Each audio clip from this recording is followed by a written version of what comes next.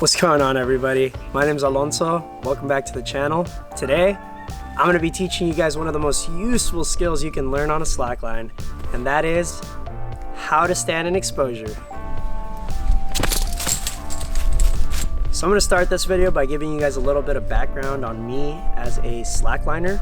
Now, before the year 2020, I could not consistently send big highlines. And the only thing I learned how to do in 2020 that led me to consistently be able to walk every big line I've gotten on was hold exposure.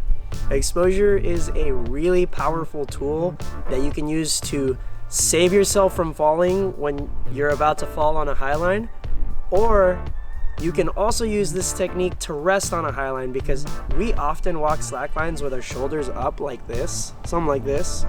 And when we're in exposure, we turn sideways and we put our hands down. And most of the balance goes into your hips and your chest, kind of teeter-tottering like this. I know this looks kind of weird, but yeah. And again, just to reiterate, once I mastered this skill of standing in exposure, I've been able to consistently walk every single slackline I've gotten on without falling, almost to a T. There may have been one or two lines that I didn't quite get, but other than that, exposure has been a real game changer for me, and I know a lot of people who could say the exact same thing. And with a little bit of practice, exposure could be a real game changer for you as well. And before we get to the bread and butter of this video, if you guys are enjoying my content or are learning something new, don't forget to show your support by hitting that like button and that subscribe button down below. I really appreciate every single one of you, so thank you guys so much. And with that being said, let's go back into this video. Really quickly, let's go over why it's important to even learn this skill. Let's talk a little bit about muscle anatomy and what muscles are used when we're walking slacklines versus when we're in exposure. So, as I've said already, when we're walking slacklines, we've got our shoulders up, something like this. So our shoulders are getting tired out because we got to use that muscle to keep our arms up. However, our obliques are also firing a little bit to keep us. So, for example, if we're down in this position, our right oblique, we tighten that to get us back up. So we're using our obliques and our shoulders quite a bit when we're walking straight forward. Now, when we turn into exposure, however, our shoulders can completely rest because our arms can be down. We're able to activate much more of our central core rather than just use our obliques. And we use our butt and our chest to balance on the line. As I've said before, you can use this as a method to completely rest the muscles you would normally use when you're walking straight on a slackline. Now, another reason why this is important and you might want to learn and master exposure is if you're an aspiring freestyle highliner. So, many freestyle highline tricks, just to name a few, we have the rocket mount, Yoda rolls, sofa rolls, anything really. There's a whole different world unlocked in freestyle highlining when you're able to do things in exposure. Now, I'm not gonna dive into freestyle highlining on this video. I think exposure bouncing versus normal bouncing is two very different things, and they feel really cool but very different, but we're not gonna get into that here. Anyway, that's why it's important to learn exposure. Now let's cover how to actually hold exposure on a slackline like this one here. We're gonna start by standing in our normal stance. So we're gonna have our back foot turned sideways 90 degrees. And then all we're going to do, we're going to turn our front foot to match the direction of the back foot. So they're both now facing sideways.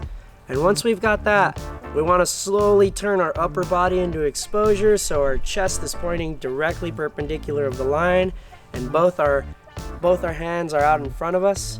Now, we want to be careful when doing this, because when you're learning exposure, falling back can be one of the scariest things to do. One way to overcome this fear is to just overcompensate far forward and just make sure you're going to fall forward every single time. And once you fall forward a couple times, you can just fine tune it from there and figure it out. Another thing you can do to mitigate the fear is to use either a spotter or a crash pad on the backside of the line. In case you do end up falling back that way, you can fall safely. One of the aspects of exposure that's going to be really difficult at first is your gaze. When we learn to slackline, we're taught to look at the anchor or something on our anchor that is a good focal point and will be there that we can just stare at. However, when we turn into exposure, our gaze, especially if we're highlining, our gaze is gonna go to the abyss.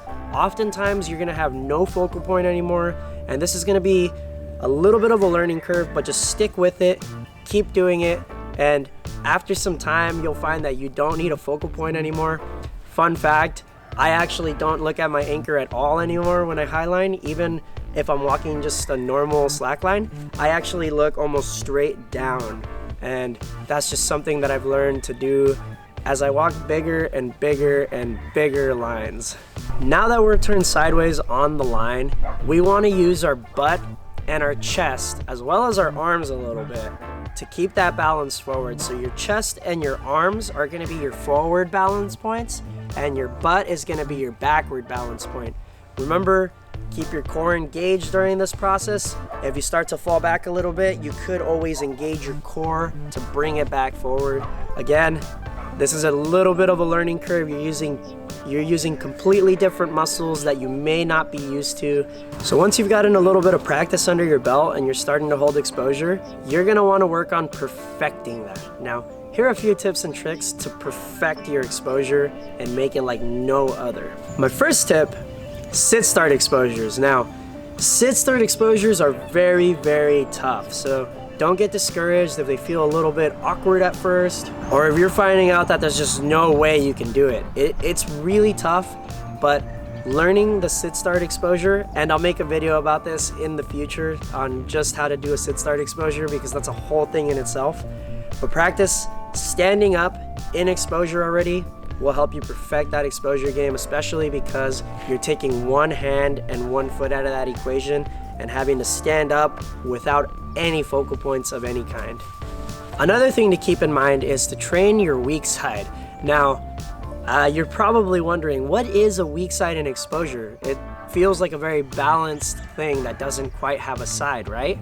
Well, that's not entirely true, because if I get into it this way versus if I got into it this way, they're two 100% different feeling techniques. And one way you can practice your weak side is start walking your slackline and take an odd number of steps. Let's say 3 steps. So if I stand up with my left foot in the back and I take 3 steps, my right foot will now be in the back. And I'll be forced to turn into exposure this way, facing away from the camera. Now, I want to hold that for about 10 seconds. Once I've held that for 10 seconds, I want to get out of exposure, take 3 more steps, so 1, 2, 3. Now my left foot should be in the back, and I should be doing exposure this way. What you're gonna find is that you favor one way much more than you do the other way, and that all depends on which foot is more dominant in the back, which way you like to get out of exposure. In fact, there's a big running joke saying that if you run laps on a high line, your leash will get all twisted up because you keep turning to this exact same direction.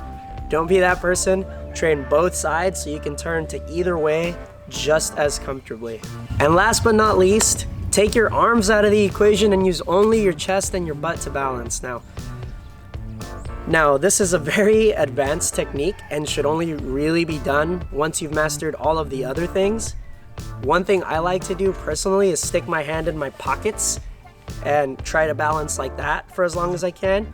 I find that I use a lot more core than I would if I had my arms out, but it's an absolutely awesome way to perfect your exposure.